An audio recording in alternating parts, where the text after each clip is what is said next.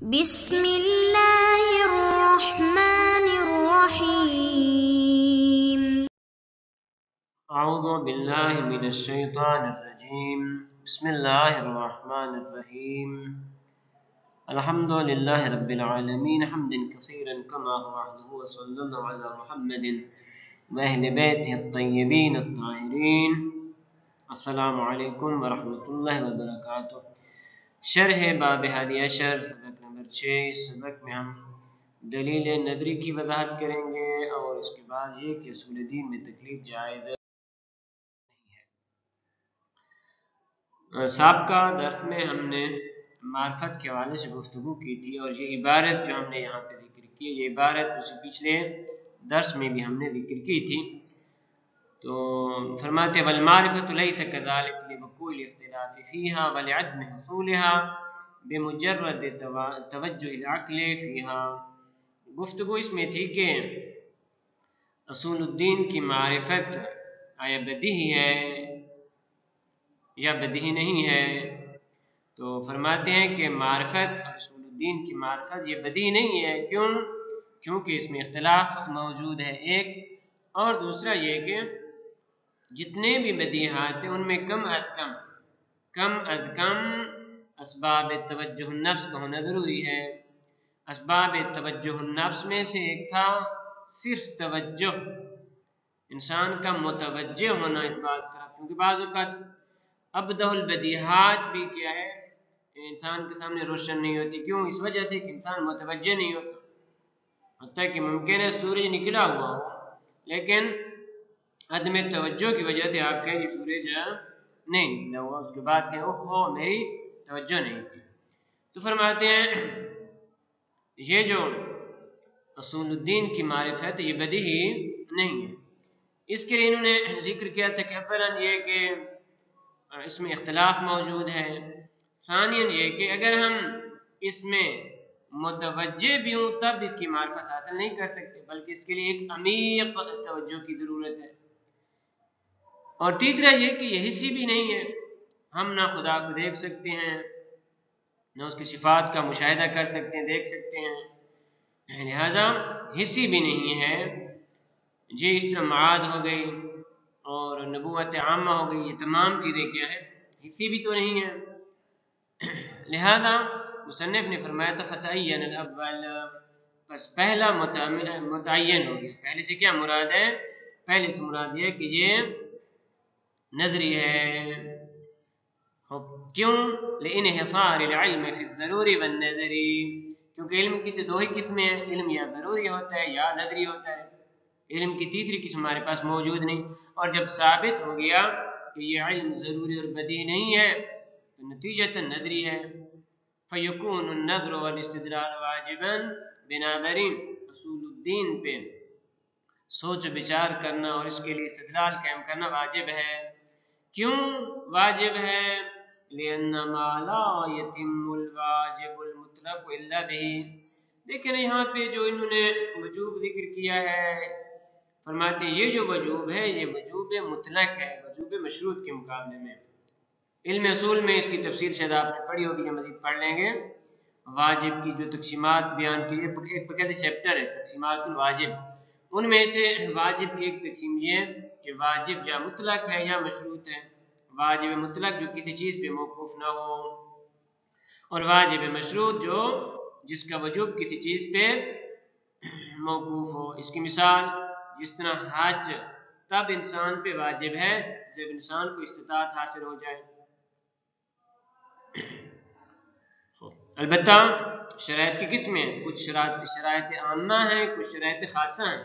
شرائط عامہ سے مراد مثلا قدرت ہو گئی، عقل ہو گیا، جن کو شرائط تکلیف بھی کہا جاتا ہے. یہ شرائط مراد نہیں ہے، بلکہ شرائط عامہ کے بعد کچھ شرائط خاصہ ہیں جس کی بنیاد پہ ایک واجب کو ہم واجب مطلق کہتے ہیں یا واجب مشروط کہتے ہیں. تو خداوند عالم کی جو معرفت ہے، اصول الدین کی جو معرفت ہے، یہ واجب مطلق ہے، واجب مشروط نہیں ہے. ہاں البتہ جس طرح باقی تمام واجبات مشروطہ ہوں یا مطلقہ تکلیف کی عمومی شرائط پہ موقوف ہے، شرائط عامہ پہ موقوف ہے، وہ اپنی جگہ پہ، اور وہ ہے مثلا قدرت، لیکن ہم نے یہاں پہ بیان کیا ہے کہ یہ انسان کی قدرت میں بھی ہے، خداوند عالم کی معرفت حاصل کرنا، اصول الدین کی معرفت حاصل کرنا انسان کے لیے کیا ہے؟ مقدور ہے۔ تو پس جب شرائط عامہ موجود ہے تو اس بنیاد پہ یہ جو واجب ہے، واجب مطلق ہے، نہ کہ واجب مشروط،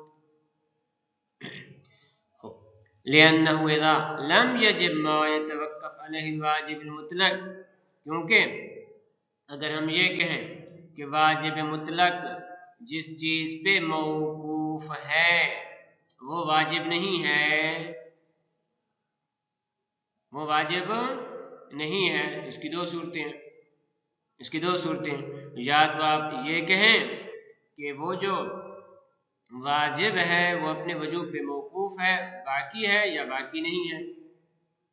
اگر آپ یہ کہیں کہ وہ واجب اپنے وجوب پہ باقی ہے تو اسے تکلیف مال اطاق لازم آتی ہے، اور اگر آپ یہ کہیں کہ وہ واجب اپنے وجوب پہ باقی نہیں ہے تو اس کا معنی یہ ہوا کہ واجب مطلق نہیں رہا بلکہ واجب مشروط ہو چکا۔ بنابراین اگر نظر اور استدلال واجب مطلق ہے اور انسان کے پاس قدرت بھی موجود ہے اور اس کے باوجود بھی آپ یہ کہیں کہ معرفت واجب نہیں ہے، در حالانکہ خداوند عالم کی اگر معرفت نہ رکھی جائے تو بہت سارے واجبات مطلقہ انسان انجام نہیں دے سکتا، تو نتیجہ کیا نکلے گا؟ یا تو تکلیف ما لا یطاق لازم آئے گی، یا یہ واجب مطلق نہیں رہے گا، واجب مشروط رہ جائے گا، یہ بھی محال ہے۔ وَكَانَ مَقْدُورًا لِأَنَّهُ إِذَا لَمْ يَجِبْ مَا يَتَوَقَّفْ عَلَيْهِ الْوَاجِبُ الْمُطْلَقُ، کیونکہ وہ چیز جس پہ واجب مطلق موقوف ہے، واجب مطلق سے یہاں پہ کیا مراد ہے؟ اصول الدین کی معرفت حاصل کرنا، اور ادھر آپ کہیں کہ جی معرفت واجب نہیں ہے، یعنی اس پہ استدلال واجب نہیں ہے، تو پھر فَإِمَّا أَن يَبْقَى الْوَاجِبُ عَلَى وُجُوبِهِ أَوْ لَا، تو اس کی دو صورتیں، یا تو وہ واجب یعنی واجب مطلق اپنے وجوب پہ باقی رہے گا یا باقی نہیں رہے گا۔ فَمِنَ الْأَوَّلِ، اگر آپ یہ کہیں کہ اس صورت میں بھی واجب اپنے وجوب پہ باقی رہے گا اور جس چیز پہ موقوف ہے وہ چیز واجب نہیں ہے تو یہ تو تکلیف ما لا یطاق ہے، یلزم تکلیف ما لا یطاق، اس سے لازم ہے گا کہ آپ ایسی تکلیف دے رہے ہیں کہ جو انسان کی طاقت میں نہیں ہے۔ آپ کہتے ہیں چھت پہ چڑھنا آپ کے لیے واجب ہے، ضروری ہے، اور ادھر سیڑھی کے بارے میں آپ کہتے ہیں سیڑھی لگانا واجب نہیں ہے، جب تک سیڑھی نہیں ہوگی یہ شخص چھت پہ نہیں چڑھ سکتا۔ وہ محال، فرماتے تکلیف ما لا یطاق محال کما سے آتی، اس کی پوری تفصیل آگے آ جائے گی۔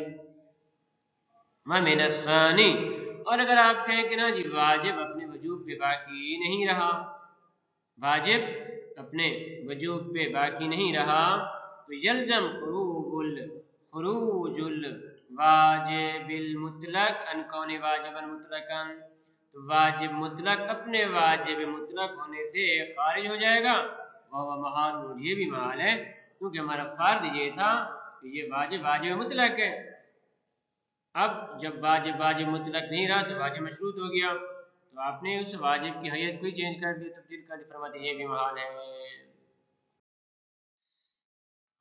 اس کے بعد جب یہ ثابت ہو چکا کہ اصول الدین کی معرفت شناخت واجب ہے اور اس کا وجوب بھی وجوب نظری ہے دلیل نظری کے ساتھ، تو اب ناظر سے کیا مراد ہے؟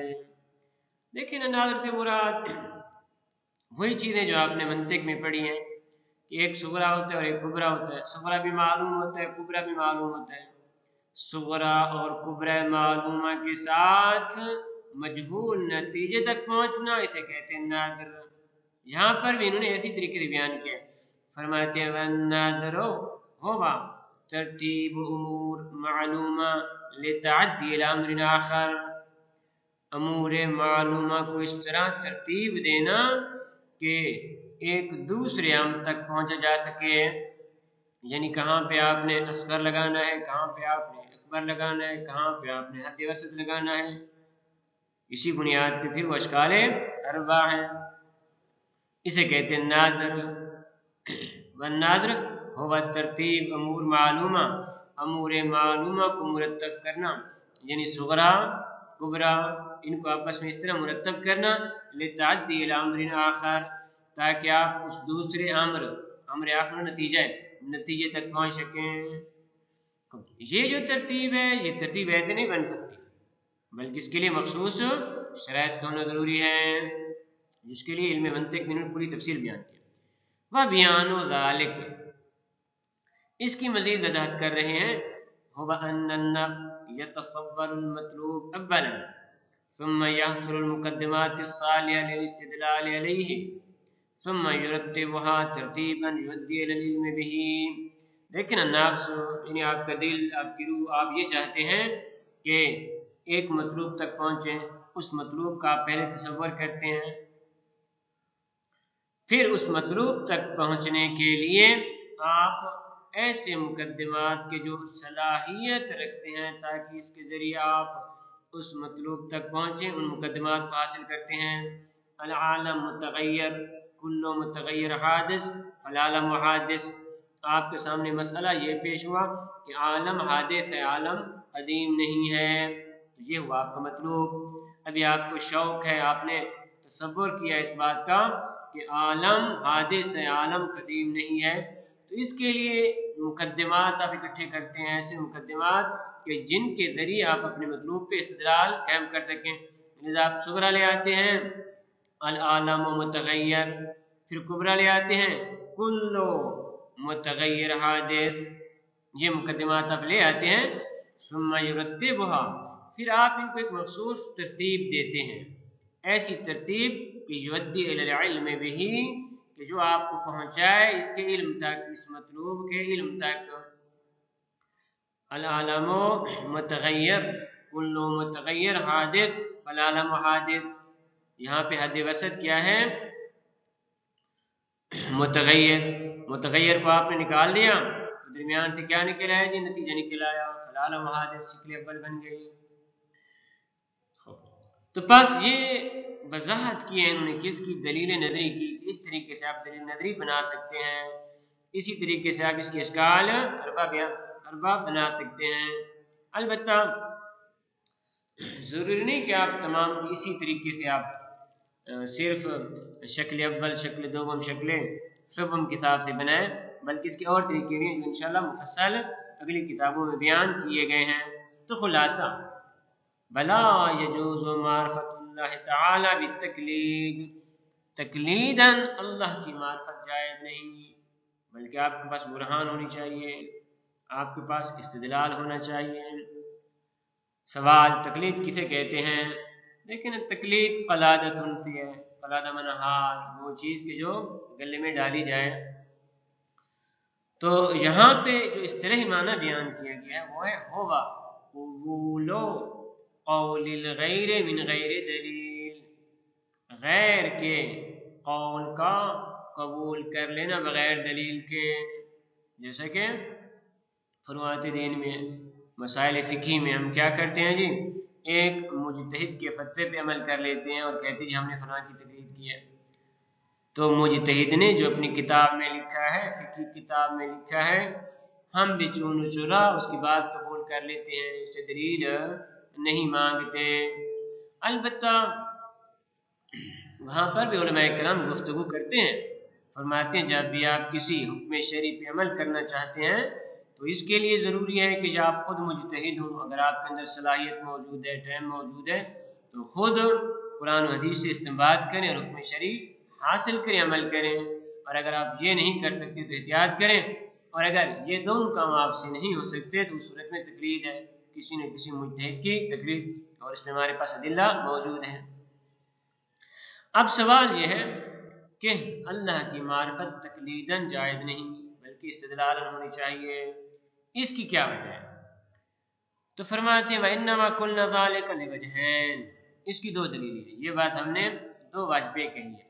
الاول، پہلی وجہ یہ ہے کہ انه اذا تساوى الناس في العلم واختلفوا في المعتقدات فاما ان يعتقد المكلف جميع ما يعتقدونه فيلزم اجماع المتنافيات او البعض دون بعض، فاما ان يكون لمرجح او لا فان كان الاول فالمرجح هو الدليل وإن كان الثاني فيلزم ترجیح بلا مرجح وهو محال۔ پہلی دلیل اس بات کی کہ اصول الدین میں اور اللہ کی معرفت میں تقلید جائز نہیں، وہ یہ کہ دیکھیں نا،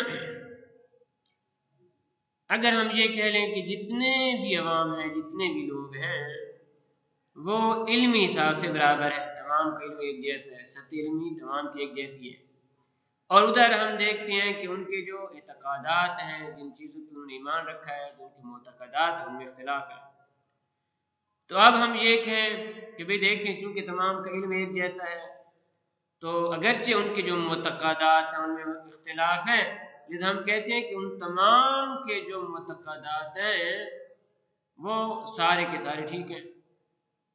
جب سارے کے سارے ٹھیک ہیں اور آپ ان کے تمام اعتقادات کو قبول کر رہے ہیں تو اس کا معنی یہ ہوا کہ متنافیات اکٹھے ہو گئے اور جائز نہیں ہے، اجتماع نقیضین جائز نہیں ہے، محال ہے، اجتماع نقیضین محال ہے۔